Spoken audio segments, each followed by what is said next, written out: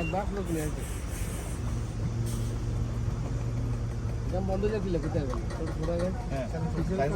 science বাতাস বেরতে না সায়েন্সের দিয়ে थोड़ा तेरी के बाद हाथ नहीं कोई खाना नहीं सकते और नीचे वाली कल खाना हो गया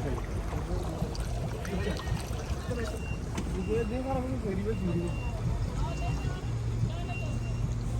আমার বলো তুই রং সাইডে চালাবি কি अब तो तंदे रास्ता बंद कर दी रास्ता नहीं गई अरे कोई